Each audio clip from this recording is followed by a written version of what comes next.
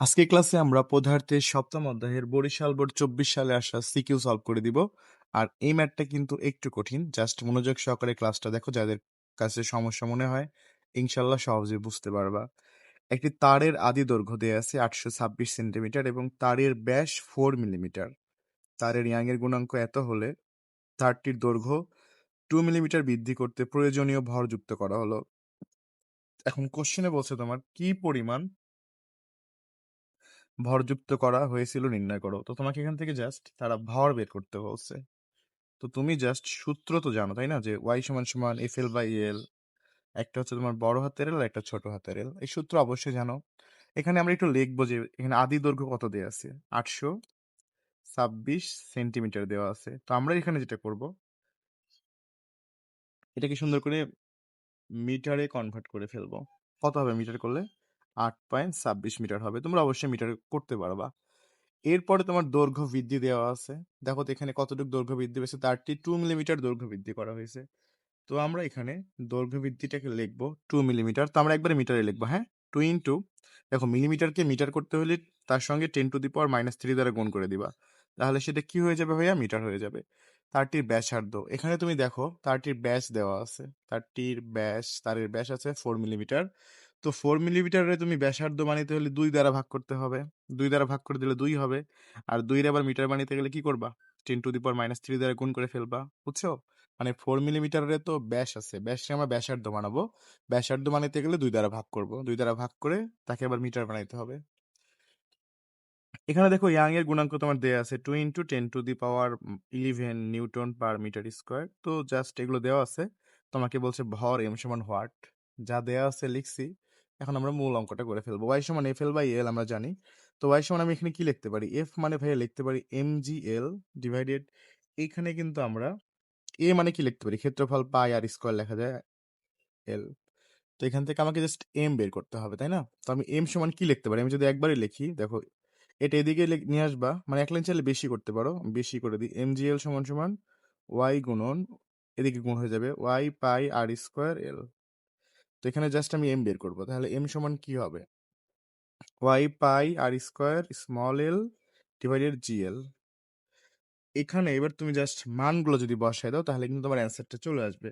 আচ্ছা, মান কি আমাকে বসায় দিতে হবে না? তুমি নিজে বসাইতে পারবা। ভাই এখানে ওয়াই এর মান দেওয়া আছে, এখানে পাই এর মান দেওয়া আছে, এখানে আর এর মান দেওয়া আছে, এখানে স্মল এল এর মান দেওয়া আছে, এখানে জি এর মান তুমি জানো 9.8, এবং তোমার ফাইনালি হচ্ছে এল এর মানটা দেওয়া আছে। আই হোপ তুমি সবগুলো মান বসাইতে পারবা, বসাই এটাকে ক্যালকুলেশন করতে পারবা। যদি ক্যালকুলেশন করো অ্যান্সার আসবে 62.1 কেজি। তো এটাই হচ্ছে তোমার অ্যান্সার। তুমি ক্যালকুলেশন করো, যদি না মিলে তখন আমাকে অবশ্যই হোয়াটসঅ্যাপে নক দিও যে ভাইয়া মিলে না বা বুঝি না, আমাকে বলবা। দেখো তোমাকে বুঝাই দেবো। এই ক্লাসটা যদি তুমি কোনো অংশ না বুঝতে পারো আমাকে নক দিও। আর যদি তুমি চাও এই অধ্যায়টাতে 100% তুমি তোমার আয়ত্তে নিবা, বেসিক থেকে আমাদের এখানে স্পেশালি ক্লাস সাজানো আছে, ওইগুলো করলে তোমার কাছে এগুলো একদম পানি ভাত হয়ে যাবে ইনশাল্লাহ। আর এখানে আমরা কিন্তু প্রচুর পরিমাণ সিকিউ সলভ করে, যা তোমার কোনো কোর্সই করাবে না। প্রত্যেকটা সিকিউ আমরা ধরে ধরে করাই দিই। এরপরে দেখো ঘ নাম্বার যেটা বলে দিছে, উদ্দীপক অনুসারে তারটির দৈর্ঘ্য বৃদ্ধি করাতে ব্যাস এত মিটার হ্রাস পাওয়া সম্ভব কিনা। এই ম্যাথটাই কিন্তু একটু কঠিন টাইপের, বুঝছো? উদ্দীপকের তারটির দৈর্ঘ্য বৃদ্ধি করাতে ব্যাস এত মিটার হ্রাস পাবে কিনা। তুমি যখন একটা তারের দৈর্ঘ্য বৃদ্ধি করবা, সেখানে কিন্তু তারের ব্যাস অবশ্যই হ্রাস পায়। আগে যতটুকু ব্যাস ছিল সেই ব্যাসটা কি হয়? অবশ্যই হ্রাস পায়। তো ভাই এখানে তোমার যেটা দেওয়া আছে একটু লিখে নাও, এটা কিন্তু মিলিমিটারে বের করতে হবে। ব্যাস 0.2 মিলিমিটার হবে কিনা এটা একটু ভালো করে বুঝো। মানে তোমাকে এটা মিলিমিটারে নিতে হবে। মানে আমার যত একক আছে না সবগুলোকে আমি মিলিমিটারে নিব, কারণ আমার অ্যান্সারটা মিলিমিটারের প্রয়োজন। এই জন্য সবগুলোকে মিলিমিটারে নিলে সহজ হবে। তো ফার্স্টে তুমি এটাকে, এল ওয়ান তোমার দেওয়া আছে হচ্ছে 826 সেন্টিমিটার, এটাকে মিলিমিটারে কেমনে নিবা? 10 দ্বারা গুণ করে দিবা। 826কে 10 দ্বারা গুণ করলে তুমি কি পাবা? মিলিমিটার পেয়ে যাবা। ওকে, তারপরে তুমি হচ্ছে আদি দৈর্ঘ্য D1 তোমার 4 মিলিমিটার দেওয়া আছে। পরিবর্তিত দৈর্ঘ্য, দেখো দৈর্ঘ্য কতটুকু পরিবর্তন হয়েছে? 2 মিটার বৃদ্ধি পাইছে। আগে তোমার যতটুকু ছিল 2 মিলিমিটার কিন্তু বাড়াইছে তারটার দৈর্ঘ্য। এর সঙ্গে তাই 2 যোগ করে দিলাম, 62 মিলিমিটার হয়ে যাবে। এবং পরিবর্তিত ব্যাস তোমাকে বের করতে হয়েছে, যে আসলে ব্যাসের কতটুকু পরিবর্তন ঘটছে এটাই তোমাকে বের করতে বলছে, যে দৈর্ঘ্য বৃদ্ধি এত% হ্রাস পাওয়া সম্ভব কিনা। মানে দৈর্ঘ্য বা ব্যাসের পরিবর্তন দৈর্ঘ্য বৃদ্ধি করাতে ব্যাস এত পার্সেন্ট হ্রাস পাবে কিনা, মানে ব্যাসের যে পরিবর্তনটা সেটা তোমাকে বের করতে হবে। চলো আমরা এখন এই ম্যাথটা কিভাবে করবো ভাইয়া, এটা একটু কিন্তু ভালো করে বুঝতে হবে তোমাকে, যে আমার এখানে ব্যাস বের করতে হবে। চলো, যেহেতু ব্যাস বের করতে হবে, তো আমরা একটা বিষয় লিখছি, যেহেতু আয়তন একই থাকে, দৈর্ঘ্য বৃদ্ধি করলেও আসলে বস্তুর আয়তন কোনো চেঞ্জ হয় না, বুঝছো? যদি কোনো বস্তুর তুমি দৈর্ঘ্য বিকৃতি ঘটাও তাহলে কি হবে, বস্তুর পরিবর্তন ঘটবে, বাট তার আয়তন কি থাকবে, একই থাকবে। যেহেতু আয়তন একই থাকে, এই জন্য তোমার আদি আয়তন এবং শেষ আয়তন সেম। আদি আয়তন এবং শেষ আয়তন কি হবে, সেম। আয়তন মানে ফি। তো এখানে আমি আয়তন মানে বলতে পারি ক্ষেত্রফল ইন্টু উচ্চতা, এলটাকে তুমি উচ্চতা ধরতে পারো বা সরণ ধরতে পারো, যাই ধরো। তো এখানে আয়তন হচ্ছে ক্ষেত্র, এ মানে ক্ষেত্রফল, আর এটা হচ্ছে উচ্চতা, বা এই যে তোমার হচ্ছে কতটুকু দৈর্ঘ্য উচ্চতা আছে সেটাই বোঝায় আর কি। A1 L1 A2 L2, আদি আয়তন এটা, শেষ আয়তন এটা আমরা লিখতে পারি, হ্যাঁ। এরপরে দেখো এখানে আমার এ সমান সমান কি জানি আমরা, পাই আর স্কোয়ার। আর যদি ব্যাস দেওয়া থাকে, বা এগুলো কিন্তু বেসিকে পড়াইছিলাম, যে ব্যাস যদি দেওয়া থাকে তাহলে আমরা কি লিখবো, পাই ডিভাইডেড 4। দেখো পাই ডিভাইডেড 4 আর স্কোয়ার লিখবো, ঠিক আছে। ব্যাস থাকলে, ব্যাস দেওয়া থাকলে আমরা এই সূত্র ইউজ করবো। আর ব্যাসার্ধ দিয়ে থাকলে শুধু কি হয়, পাই আর স্কোয়ার। ব্যাস দেওয়া থাকলে পাই/4 হবে। যেহেতু আমার এখানে ব্যাস নিয়ে কাজ করতেছে, তাই এখানে A1 সমান কত লিখবো, পাই ডিভাইডেড 4 D1 স্কোয়ার, আর এখানে L1।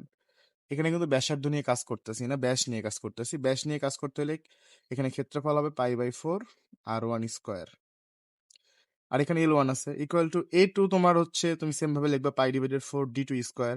তো এখানে পাই ডিভাইডেড 4 কেন আসছে তুমি বুঝছো? যদি তোমার কাছে মনে হয় ডাউট লাগতেছে, হোয়াটসঅ্যাপ টেলিগ্রাম যে কোনোটা একটা নক দিও, সমস্যা নাই, আমি ক্লিয়ার করে দেবো তোমার প্রত্যেকটা ডাউট।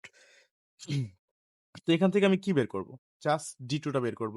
দেখো তো এখানে কি হচ্ছে, তোমার পাই/4 ক্যান্সেল হয়ে যাবে, তোমার থাকবে কত এখানে, দেখো তো D1 L1 স্কোয়ার, এখানে থাকতেছে তোমার হচ্ছে D1 স্কোয়ার আর হচ্ছে L1, আর এখানে থাকে তোমার কি, দেখো তো D2 স্কোয়ার আর হচ্ছে L2। তো এখান থেকে আমরা D2 বের করব। তো আমাদেরকে এখান থেকে জাস্ট D2 বের করতে হবে। তাহলে D2 স্কোয়ার সমান আমি কি লিখবো বলো তো, এই যে L2 ছিল গুণ আকারে, এদিকে পার করলে ভাগ হয়ে যাবে। তো তুমি জাস্ট সুন্দর করে লিখবা D1 স্কোয়ার, তারপরে হচ্ছে L1 ডিভাইডেড কত হবে বলো তো, L2 হবে। এখন ভাই যদি স্কোয়ারটা উঠে দিই তাহলে কি ঘটবে, আমরা যদি স্কোয়ার তুলে দিই কি হবে দেখো তো, এখানে যেমন D2 এর উপর স্কোয়ার আছে, এখানে D1 এর উপর স্কোয়ার আছে, স্কোয়ার তুলে দিলাম, জাস্ট D2 লিখলাম, হ্যাঁ D2। এখন তোমার যদি স্কোয়ার তুলে দাও, এখানে কিন্তু D1 এর স্কোয়ার উঠে যাবে, এই স্কোয়ার স্কোয়ার কাটা যাবে, তাহলে শুধু D1 হবে। আর যেগুলোর উপর স্কোয়ার নাই তার উপরে রুট চলে যাবে, তুমি জানো এটা তাই না? মানে যে সংখ্যার উপরে রুট স্কোয়ার নাই সেই সংখ্যার উপরে রুট যাবে। দেখো এখানে আমি D2 স্কোয়ার ছিল, শুধু D2 লিখছি, এই জন্য D1 এর স্কোয়ারটা কিন্তু উঠে গেছে, ইন্টু L1 আর L2 এর উপরে তো কোনো স্কোয়ার নাই, এই জন্য তাদের উপরে কি হয়েছে, রুট হয়ে গেছে। ভাই এখন D1 এর মান কত আছে, 4 আছে। L1 এর মান কত আছে বলতো, এখানে দেয়া আছে L1 এর মান হচ্ছে 82, 60। আর L2 এর মান কত দিয়েছে বলতো ভাই, এখানে L2 এর মান আছে 82, 62। এখন যদি আমরা এটা ক্যালকুলেশন করি তাহলে কিন্তু আমরা এখান থেকে D2 এর মান পেয়ে যাবো। চলো একটু ক্যালকুলেশন করে দেখি কত হয়। তো এখানে রুট দিবা, তারপরে হচ্ছে তুমি এখানে ভগ্নাংশ আকারে নিয়ে আসবা। কত আছে দেখো তো, 82, 60 ডিভাইডেড 82, 62। আর এর সঙ্গে একটা গুণ করতে হবে, কত বলো তো, এটা হচ্ছে তোমার, এটা সামনের দিকে নিয়ে যাবে, নর্মালি গুণ করে দিবা 4। এটা যদি ইকুয়াল করি তাহলে আমার অ্যান্সার আসবে 3.999 চলে আসতেছে, মানে 3.99, তিনটা 9 আসছে। এত মিলিমিটার, এটা কিন্তু মিলিমিটারে আসছে। এখন আমাকে দেখাইতে হবে ব্যাসের পরিবর্তন, আসলে কতটুকু ব্যাস তোমার এখানে চেঞ্জ হয়েছে, এটা আমাকে এটা দেখাইলে কিন্তু আমাদের অঙ্কটা শেষ। তো ব্যাসের পরিবর্তন তুমি কি লিখবা, ডেল ডি সমান সমান ভাইয়া তুমি কি লিখবা বলো তো, D1 মাইনাস হচ্ছে D2। তো এই দুইটা বিয়োগ করে দিলে আসলে তোমার একদমই পরিবর্তন কিন্তু খুবই ক্ষুদ্র হবে। যদি বিয়োগ করে দাও 4 মাইনাস 3.99, এখানে তোমার 99, ধরো 5 অব্দি লিখছি আমি, এটুকু লিখছি, ধরো 5 অব্দি লেখো, তুমি অনেকগুলো তো ছিল। তো সব মিলে এটাকে তুমি বিয়োগ করে দিলে যা আসবে সেটাই হচ্ছে অ্যান্সার। এটা তোমার আসে হচ্ছে, বিয়োগ যদি করে দাও, 0.0005 মিলিমিটার অ্যান্সার আসে। এখন তোমাকে বলছিল যে 0.02 মিটার হ্রাস পাওয়া সম্ভব কিনা, আসলে কি সম্ভব হ্রাস পাবে এতটুকু? 0.02 তো অবশ্যই তোমার হচ্ছে এই ডেল ডি এর থেকে কি বলতো বড়, এটা কি হবে, 0.02 কি হ্রাস পাবে? তুমি লাস্টে লিখে দিবা উদ্দীপক অনুসারে তারটির দৈর্ঘ্য বৃদ্ধি করতে ব্যাস এত মিটার হ্রাস পাওয়া সম্ভব নয়। তো আশা করি এই ম্যাথটা বুঝতে পারছো, খুবই সুন্দরভাবে বুঝে গেছো, ক্লিয়ার আই হোপ।